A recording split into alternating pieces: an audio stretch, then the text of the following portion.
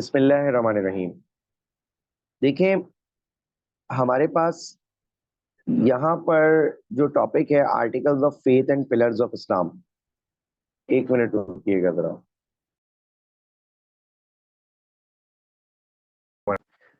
तो देखिए, हमारे पास जो ये टॉपिक है articles of faith and pillars of Islam, तो ये पेपर 2 का एक लॉन्ग टॉपिक है। ठीक है, आर्टिकल्स ऑफ फेथ अलग है और पिलर्स ऑफ इस्लाम अलग है। आर्टिकल्स आर बिलीव्स, ठीक है, और पिलर्स आर प्रैक्टिसेस। ठीक है, पिलर्स आर प्रैक्टिसेस, तो बिलीव्स एंड प्रैक्टिसेस। ठीक है, यानी आर्टिकल्स का कॉन्सेप्ट ये है कि वो अपेरेंटली आपकी बॉडी पर नजर नहीं आ रहे होंगे, ठीक है, बल्कि उसके इफेक्ट्स नजर आ रहे होंगे। और पिलर्स की बात ये है कि वो directly anyone can observe that you are practising these pillars और नॉट। बात आ गई समझ में? ठीक है, तो बिलीव्स है, आर्टिकल्स बिलीव्स है और पिलर्स प्रैक्टिसेस है। और अभी आपको बहुत अच्छे से समझ आएगा ना ये कि आर्टिकल्स बिलीव्स कैसे हैं। अभी मैं आके बहुत डिटेल से समझाऊंगा, ठीक है, मैं बहुत तफसील से अभी आके समझाने वाला हूँ। लेकिन बिफोर स्टार्टिंग दैट वन, यहाँ ये देखें कि that is question number 5 of paper 2। अच्छी तरह समझना है, that is question number 5 of paper 2। यानी आर्टिकल्स और पिलर्स मिलाकर एक सेक्शन बन रहा है और उससे क्वेश्चन नंबर 5 तो आएगा ही आएगा। लेकिन मोस्टली, मोस्टली के वर्ड को अंडरलाइन करना, मोस्टली वन मोर क्वेश्चन इससे आ जाता है। ठीक है, मोस्टली वन मोर क्वेश्चन का क्या मतलब है कि अगर एक क्वेश्चन 14 मार्क का है, पार्ट ए 4 मार्क का, पार्ट ए 10 मार्क का, पार्ट बी 4 मार्क का, तो अगर एक क्वेश्चन 14 मार्क का है और इससे क्वेश्चन नंबर 4 भी आ जाता है, ठीक है, ये दो क्वेश्चंस मिला के हो गए 28 मार्क के। और टोटल पेपर हमारा जो पेपर 2 होता है वो होता है 50 मार्क्स का। तो मीन्स दैट कि अगर हम इस चैप्टर की इंपॉर्टेंस को रियलाइज करना चाहें तो इस बात से कर सकते हैं कि most of the time half of the paper, more than half of the paper is made from this chapter और फ्रॉम दिस सेक्शन। ठीक है, तो ये पेपर 2 का सेक्शन 4 है, articles of faith and pillars of Islam. कोई issue है इसके अंदर? कोई मसला तो नहीं ना? ठीक है, अब जरा समझिएगा। देखो मेरे भाई, आर्टिकल्स और पिलर्स, ठीक है, आर्टिकल्स और पिलर्स जो है, ठीक है, आर्टिकल्स और पिलर्स जो है, ठीक है, इसको जरा समझ लीजिएगा। यहाँ पर मैं आपको एक बात समझा दूं, आर्टिकल्स और पिलर्स। देखो, इस कॉन्सेप्ट को यहाँ समझो कि आर्टिकल्स कितने हैं बेटा? 6 आर्टिकल्स होते हैं। ठीक है, articles are 6, 6 articles of faith, 6 articles हैं। और इसी तरह 6 पिलर्स हैं। ठीक है, 6 आर्टिकल्स एंड 6 पिलर्स। ठीक है, 6 आर्टिकल्स एंड 6 पिलर्स। ठीक है, तो स्क्रीन, ओके ओके।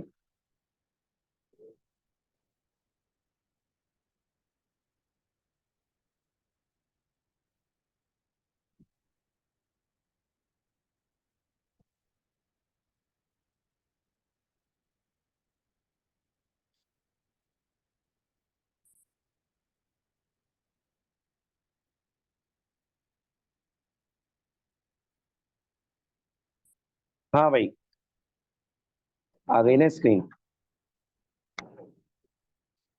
तो देखो मैंने क्या कहा बेटा, 6 आर्टिकल्स हैं और 6 ही पिलर्स हैं। ठीक है, बच्चा बोलता है सर ये क्या कह रहे हैं आप, हमने तो बचपन से जो आर्टिकल्स पढ़े हैं वो तो 6 हैं, लेकिन पिलर्स तो 5 पढ़े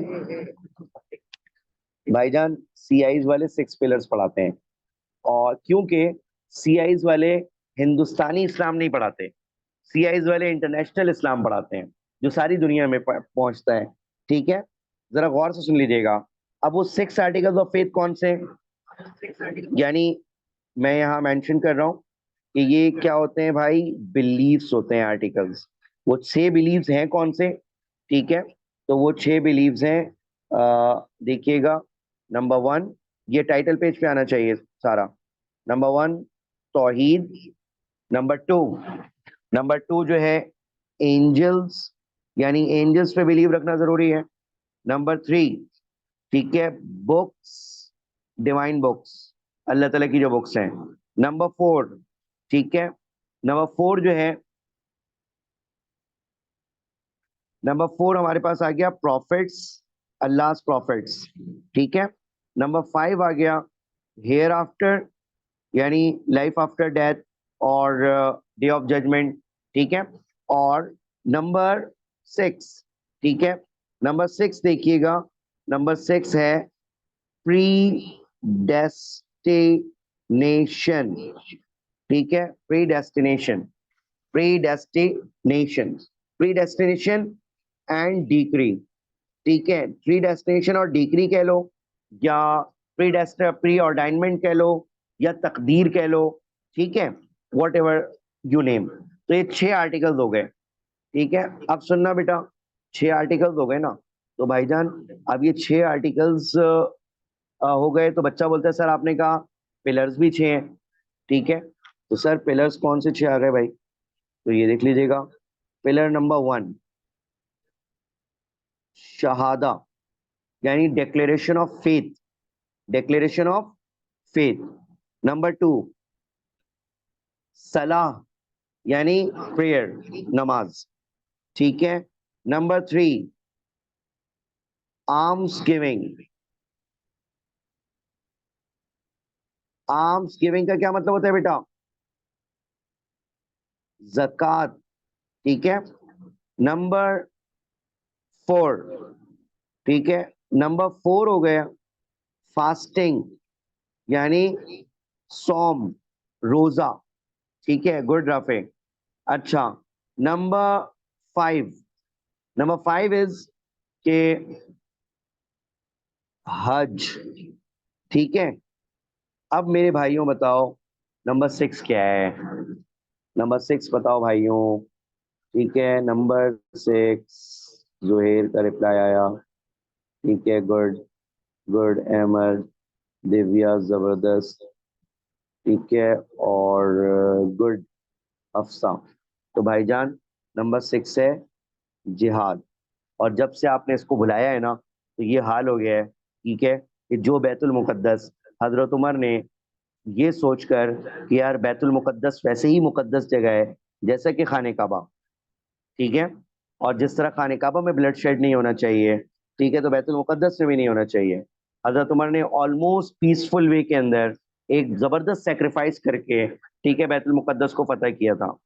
ठीक है, खुद आए थे मदीना से कीज लेने। ठीक है, लेकिन आज उस बैतुल मुकद्दस में, ठीक है, इस 6 पिलर को छोड़ देने की वजह से, ठीक है, वो हाल है जो आपके सामने। ठीक है, जितना ज्यादा खून वहां बह रहा है और जितने कीमती लोगों का बह रहा है, they all were the descendants of messengers and the descendants of companions of the profit. बात आ रही समझ में? उनकी हिस्ट्री पढ़ लें हम। ठीक है, तो ये हो गया हमारा 6th पिलर ऑफ इस्लाम। ठीक है, जिहाद। आ गई बात समझ में भाई? कोई इश्यू तो नहीं है इसके अंदर? ये टाइटल पेज पे आना चाहिए। और सीआईज में ये topic many a time appear भी हो चुका है और काफी डिटेल से आ चुका है। ठीक है भाई, तो अब जरा जो है वो क्या कहते हैं, हम यहाँ से अपने फर्दर डिस्कशन की तरफ आ रहे हैं।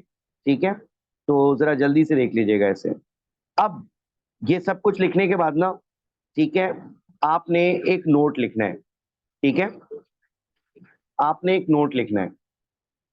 ये नोट अगर टाइटल पेज पे आ जाए तो बहुत बड़ी बात है, लेकिन अगर टाइटल पेज पे ना आए, हाँ, ये चैप्टर 8 है हमारे होल बुक का, और अगर हम इसको काउंट करते हैं तो पेपर 2 का चैप्टर नंबर 4 है।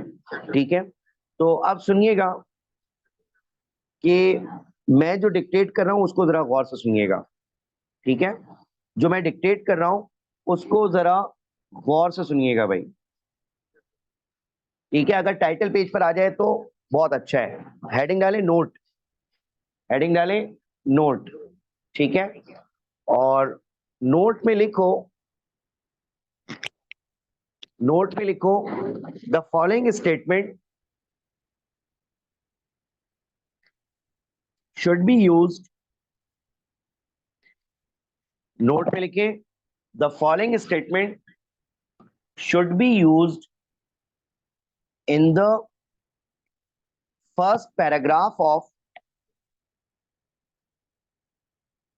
the following statement should be used in the first paragraph of in the first paragraph of each of the articles of faith,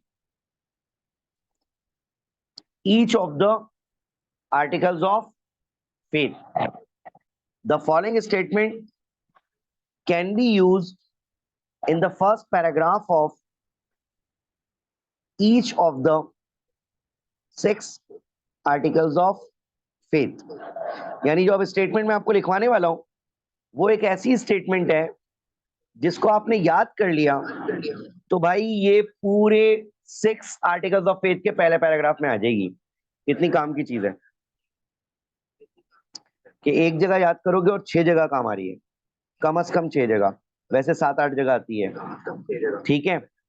और वो स्टेटमेंट क्या है? वो स्टेटमेंट ये है, तो सेमीकोलन लगाकर नेक्स्ट लाइन से ये स्टेटमेंट लिख लो भाई, बी क्विक, जल्दी से ये स्टेटमेंट लिख लो भाइयों, फिर मुझे जरा रिप्लाई दें।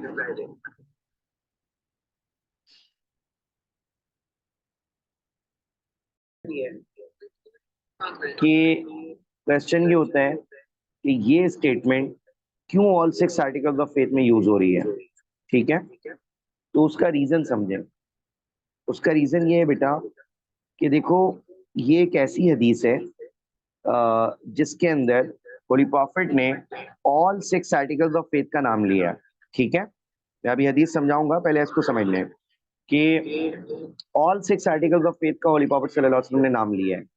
जब ऑल 6 आर्टिकल्स ऑफ फेथ का होली प्रॉफिट नाम ले रहे हैं ना, तो उसका फायदा ये है कि ये किसी भी आर्टिकल ऑफ फेथ के शुरू में हम लिख दें तो लिख सकते हैं। लिखेंगे कैसे? लिखेंगे ऐसे कि हम यूं बोलेंगे कि बिलीव इन डैश। डैश का मतलब क्या है भाई? बिलीव इन डैश का मतलब ये है कि डैश में आप वो वाला आर्टिकल ऑफ फेथ ले आएंगे जिस आर्टिकल ऑफ फेथ का क्वेश्चन आप अटेम्प्ट कर रहे हैं। फॉर एग्जाम्पल आप एंजल्स के बारे में लिख रहे हैं तो आप यूं शुरू कर देंगे कि belief in angels is mentioned in ईमान मुफस्सल, ठीक है?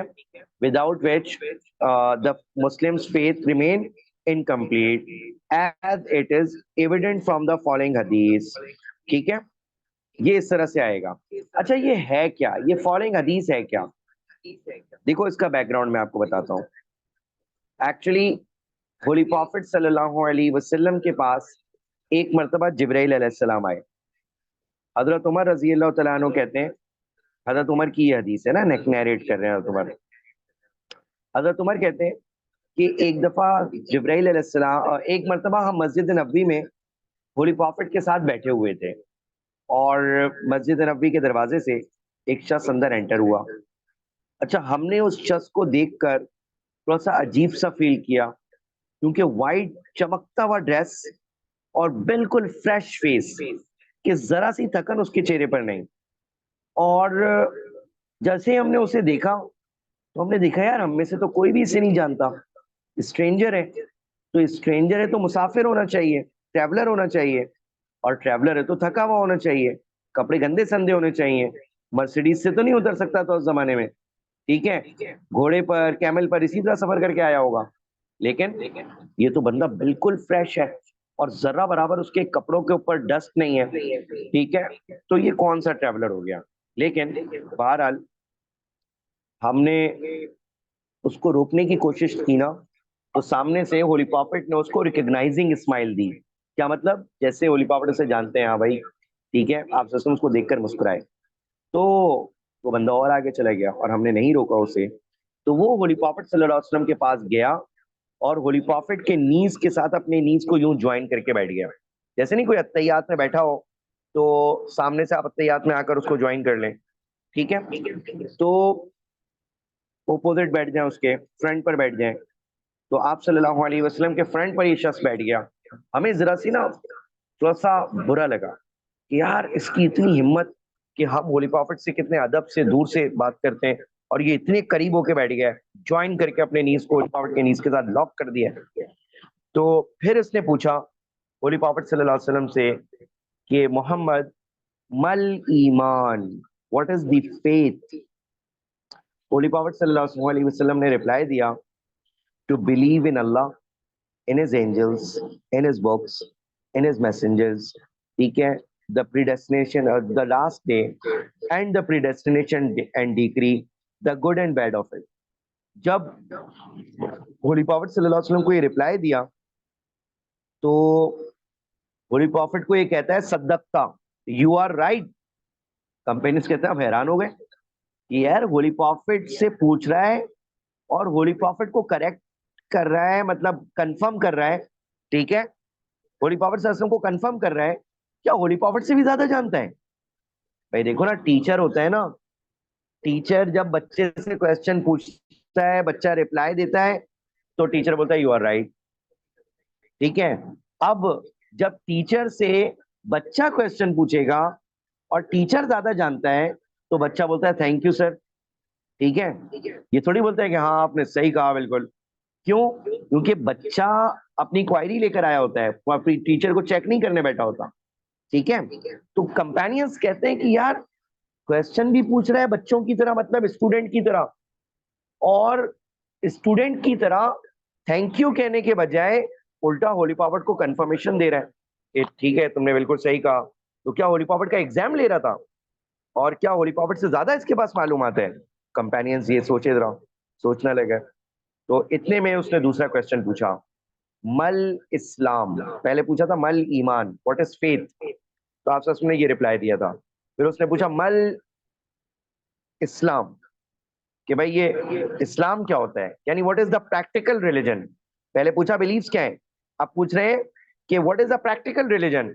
होली प्रॉफिट ने फरमाया, to declare that there is no god except Allah and Muhammad peace upon him is the messenger of Allah, declaration of faith. इकामतुस सला, मतलब establishment of the prayer, ita uz zakah, payment of zakat, and observation of and siyamu Ramadan, observation of the fasting in the month of Ramadan, ठीक है। wal hajj ala man istata ilayhi sabila, and hajj who can afford the journey, ठीक है। आप सबने यहाँ पर 5 pillar बताए, छठा नहीं बताया। नहीं बताया तो इसका मतलब ये नहीं कि वो है ही नहीं, भाई दूसरी हदीसें भी तो है ना, एक हदीस से थोड़ी वो सब कुछ हो जाता है, ठीक है। दूसरी हदीसों को कंबाइन करना पड़ता है, ठीक है। तो आप सल्लल्लाहु अलैहि वसल्लम ने बताया कि भाई ये 5 पिलर्स हैं इस्लाम के, ये प्रैक्टिकल रिलीजन है, यानी मर्दों औरतों दोनों के अंदर पाए जाने चाहिए, ठीक है। बाकी जिहाद तो मर्दों का होता है और पर्टिकुलर कंडीशंस में होता है, ये डेली बेसिस की चीजें हैं। अच्छा जी, तो अब आप सल्लल्लाहु अलैहि वसल्लम ने जब ये रिप्लाई दिया तो इस अननोन पर्सन ने दोबारा कहा यू आर राइट, ठीक है। कंपेनियंस कहते हैं हमें दोबारा से हैरत हुई थोड़ी। फिर उसके बाद उसने पूछा मतस्सा, कयामत कब आएगी। तो प्रॉफिट सल्लल्लाहु अलैहि वसल्लम ने रिप्लाई दिया, मल मसऊलु अन्हा आलमा मिनस साइल, यानी तुम्हें भी मालूम नहीं है कयामत कब आएगी, मुझे भी मालूम नहीं है, हम दोनों इस बारे में बराबर हैं। किसको मालूम है? मतलब को मालूम है, ठीक है। अच्छा, फिर पूछा कि अच्छा कुछ कयामत की निशानियां बताओ। होली प्रॉफिट ने 2-4 निशानियां बताई, अब मैं वो लंबी डिटेल नहीं करूंगा, ठीक है। उसने पूछा एहसान क्या होता है और ये सारी बातें ना, तो ये बड़ी डिटेल्ड हदीस है। अच्छा, ये सारी क्वेश्चन आंसर करके देखो मैंने क्यों एक्सप्लेन किया, क्योंकि मैं आर्टिकल्स और फिलर्स स्टार्ट कर रहा हूँ और इसमें आर्टिकल्स के बारे में भी आ गया और पिलर्स के बारे में भी आ गया। अभी हम क्योंकि आर्टिकल्स लिख रहे हैं तो इस वजह से हम आर्टिकल्स ऑफ फेथ को लिखना क्या कहते हैं कि ये स्टेटमेंट लिखवा रहे हैं। बात आ रही समझ में? हम आर्टिकल्स ऑफ फेथ स्टार्ट कर रहे हैं ना अभी, तो इसलिए हमने आर्टिकल्स ऑफ फेथ तक के बारे में बताया, ठीक है। हम आर्टिकल्स ऑफ फेथ स्टार्ट कर रहे हैं अभी, ठीक है। तो अभी हम पिलर्स ऑफ इस्लाम बाद में करेंगे। तो अब जरा गौर से सुनिएगा, अब सुने। तो होली प्रॉफिट सल्लल्लाहु अलैहि वसल्लम ने यहाँ पे ना बहुत कुछ फिर फरमाया। उसके बाद ये बंदा चला गया, स्ट्रेंजर चला गया तो उमर कहते हैं। उसके बाद होली प्रॉफिट ने मुझे कहा कि उमर जरा बाहर जाके देखना वो कहाँ गया ये बंदा। तो हजरत उमर कहते हैं बाहर गया, मेरे पीछे और भी लोग आए, हमने बहुत ढूंढा, कहीं भी नहीं मिला भाई। थके हारे होली प्रॉफिट के पास आए, तो होली प्रॉफिट ने फरमाया काना हुआ जिब्राइल, वो जिब्राइल था भाई। अताकुम लियुअल्लिमकुम मालिम दीनिकुम, वो इसलिए तुम्हारे पास आया था ताकि वो तुम्हें तुम्हारे रिलीजन की बेसिक्स के बारे में बता सके। और उसने देखो तुम्हें आर्टिकल्स भी सिखा दिए, पिलर्स भी सिखा दिए, कयामत के बारे में बिलीव्स बता दिए, ठीक है, और बहुत सारी बातें बता दी, ठीक है। तो इसलिए हम ये कहते हैं कि भाई ये स्टेटमेंट पूरे 6 आर्टिकल्स ऑफ फेथ में यूज हो सकती है, क्योंकि इट इज मेंशन्ड इन ईमान मुफस्सल। क्या मतलब सुनना भैया, बच्चा पूछता है सर ईमान मुफस्सल क्या चीज है। तो वर्ड देखो, द वर्ड मुफस्सल is derive from another Arabic word तफसील, जो आपको पता है उर्दू में भी होता है, ठीक है। तो ये क्या हो गया, एक्सप्लेनेशन। तफसील एक्सप्लेनेशन को कहते हैं ना। तो ईमान मुफस्सल का मतलब बेटा हो गया एक्सप्लेन्ड फेथ, एक्सप्लेन फेथ ईमान मुफस्सल। तो इसको एक्सप्लेन फेथ क्यों कहते हैं, क्योंकि इसमें होली प्रॉफिट ने 6 आर्टिकल्स ऑफ फेथ के बारे में बाकायदा नाम लेकर बता दिया है कि ये 6 आर्टिकल्स ऑफ फेथ है, ठीक है। इस वजह से जो है वो क्या कहते हैं, इसको ईमान मुफस्सल कहते हैं। अच्छा, आपने बचपन से पढ़ा भाई ये ईमान मुफस्सल, मैं आपको याद दिला देता हूँ। हम पढ़ते थे बचपन में, आमनतु बिल्लाही व मलाइकतिही व कुतुबिही व रुसुलिही। तो देखो, आमनतु बिल्लाही व मलाइकतिही एंजल्स, व कुतुबिही बुक्स, व रुसुलिही अल्लाह के मैसेंजर्स, ठीक है, वल यौमिल आखिरी द डे ऑफ जजमेंट, वल कद्रि खैरिही व शर्रिही मिन अल्लाह ताला वल बासी बादल मौत, ठीक है। और तकदीर अच्छी और बुरी किसकी तरफ से होती है, अल्लाह ताला की तरफ से होती है, ठीक है। तो ये जो 6 आर्टिकल्स ऑफ फेथ है ना, यहाँ पर जो है वो इस हदीस के अंदर ईमान मुफस्सल में आए हैं। तो आप हर आर्टिकल ऑफ फेथ के अंदर हदीस मेंशन कर सकते हैं। एनी प्रॉब्लम मेरे भाई, कोई इशू तो नहीं है। अच्छा जी, ये हो गया note number 1। Note number 2 5 minute का है, 2 मिनट का है। तो लिखें note number 2, articles of faith का note number 2। Articles of faith हमने स्टार्ट किया हुआ है ना, तो आर्टिकल्स ऑफ फेथ का नोट नंबर 2 लिखें। The following verse of holy Quran, the following verse, the following verse, जी बिल्कुल दिया, बिल्कुल सही कहा, जो क्वेश्चन में पूछा है वही ब्लैंक में आएगा, ठीक है। तो मैंने कहा नोट लिखो जरा जल्दी से। The following verse can be used, the following verse can be used in the first paragraph, in the first paragraph of, मैंने कहा the following words of Quran can be used in the first paragraph of, in the first paragraph of, in the first paragraph of 4 articles of faith,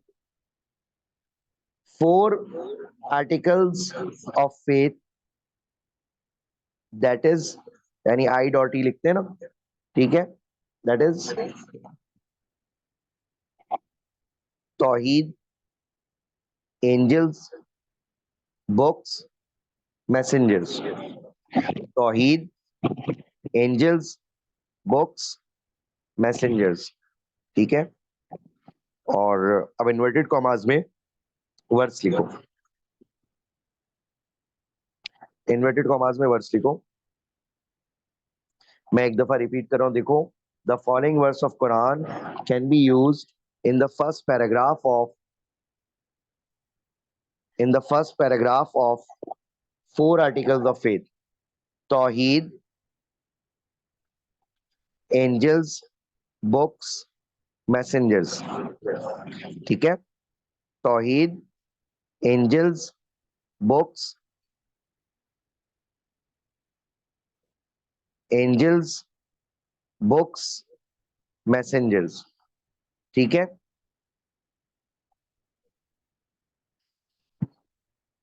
ये देखो मैं लिख रहा हूं, तौहीद, angels, books, messengers, messengers. ठीक है, और इस तरह से लिख लो अब इसके नीचे इन्वर्टेड कॉमास में,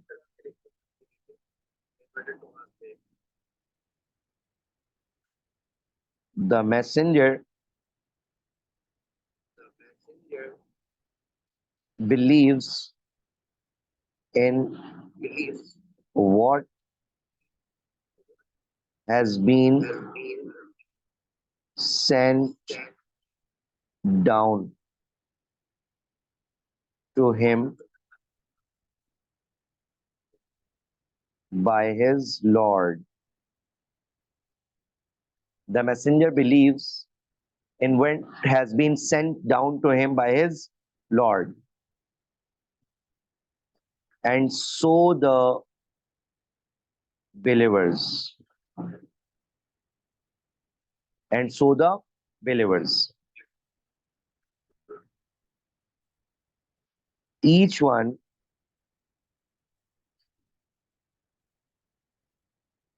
believe in Allah,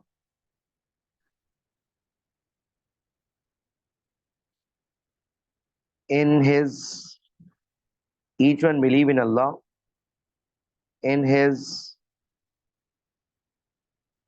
angels, in his books,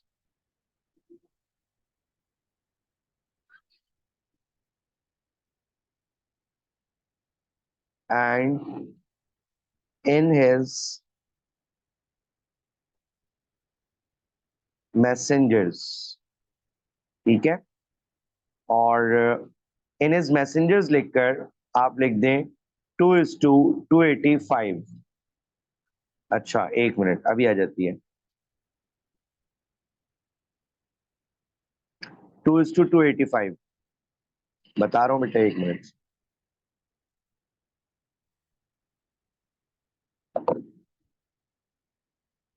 okay, just a minute, just a minute.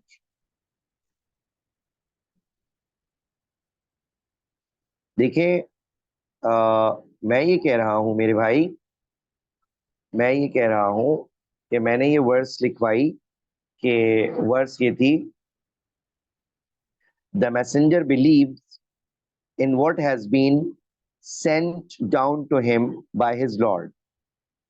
And so the believers, each one believe in Allah, in his angels, in his books, in his messengers. ठीक है, each one believes in Allah, in his angels, in his books, in his messengers. कितनी आसान words है। ठीक है, ये रही पूरी वर्ड्स लिखी हुई। ठीक है, ये वाली पूरी वर्ड्स लिखी हुई है। तो ये वाली वर्ड्स जो है ना बेटा, अब फर्स्ट 4 आर्टिकल्स ऑफ फेथ में यूज हो रही है। ठीक है, यानी each one believe in Allah, angels, books, messenger का वर्ड है ना। ठीक है, तो ये फर्स्ट 4 आर्टिकल्स ऑफ फेथ में यूज हो रही है। तो अब जरा एक बात समझें कि यार, अगर आपका पहले ही पैराग्राफ इतना स्ट्रांग हो जाएगा कि उसमें एक जबरदस्त डिटेल्ड हदीस आ जाएगी ईमान मुफस्सल वाली, और एक ही वर्स आ जाएगी, तो आप जिस आर्टिकल्स ऑफ फेथ के बारे में भी लिख रहे होगे, आपको मालूम है कि आर्टिकल्स ऑफ फेथ में वर्सेस ज्यादा चाहिए होती हैं। ठीक है, आर्टिकल्स ऑफ फेथ में वर्सेस या रेफरेंसेस ज्यादा चाहिए होते हैं। ठीक है, एक दो से काम नहीं चलता, तो हर आर्टिकल ऑफ फेथ में 1 से 2 वर्सेस तो आपको फ्री की मिल गई। ठीक है भाई, हर आर्टिकल ऑफ फेथ में 1 से 2 वर्सेस तो आपको फ्री की मिल गई ना। ठीक है, तो एक जगह याद कर ली और हर आर्टिकल ऑफ फेथ में लिख कर आ रहे हैं आप। ठीक है भाई, तो जो है वो क्या कहते हैं, ये आर्टिकल्स ऑफ फेथ का इंट्रोडक्शन हो गया। ठीक है, हम आर्टिकल्स ऑफ फेथ स्टार्ट कर रहे हैं ना अभी, तो ये आर्टिकल्स ऑफ फेथ का इंट्रोडक्शन हो गया। ठीक है, चलिए जल्दी कीजिएगा। ये डन हो गया तो मुझे बताओ।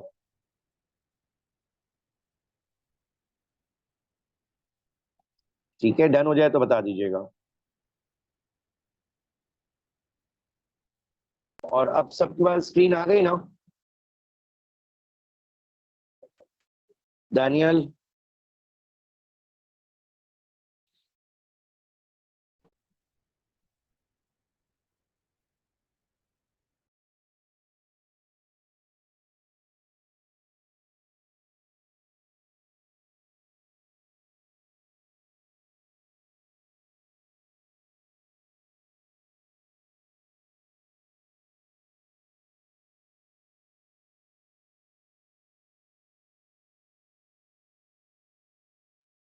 ठीक है भाई, डन हो गया।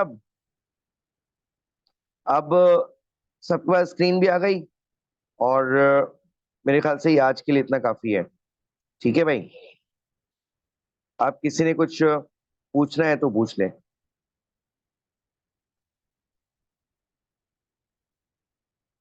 अच्छा, ये वाला जो नोट 1 है ना, ये अभी पिलर के लिए यूज नहीं हो सकता, क्योंकि हमने इससे पूरी हदीस नहीं लिखवाई। जब पिलर के लिए यूज करना चाहेंगे तो उसमें वो पिलर वाली बात लिखनी पड़ेगी। कि अभी तो जिब्राइल के हमने एक क्वेश्चन का आंसर लिखा ना, उसने पूछा था व्हाट इज द फेथ, तो हमने फेथ वाले का आंसर लिख दिया। ठीक है, अगर हम दूसरा वाला क्वेश्चन भी पूछ लिख देते हैं जिब्राइल का, ठीक है, कि व्हाट इज द इस्लाम, यानी what is the practical religion, ठीक है, तो फिर हम वहां पे उसको उसके अंदर भी यूज कर सकते हैं मेरे भाइयों। ठीक है, यानी पिलर्स के अंदर भी यूज कर सकते हैं। ठीक है भाई, लेकिन वो पिलर की इंपॉर्टेंस में आता है आमतौर पर। ठीक है।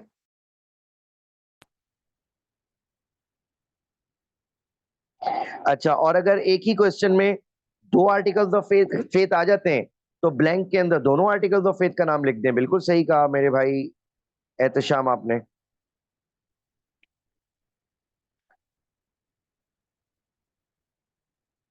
नोट 1 की फर्स्ट वाला पार्ट, नोट 1 कि मैंने नोट 1 में सिर्फ इतना कहा था मेरे भाई।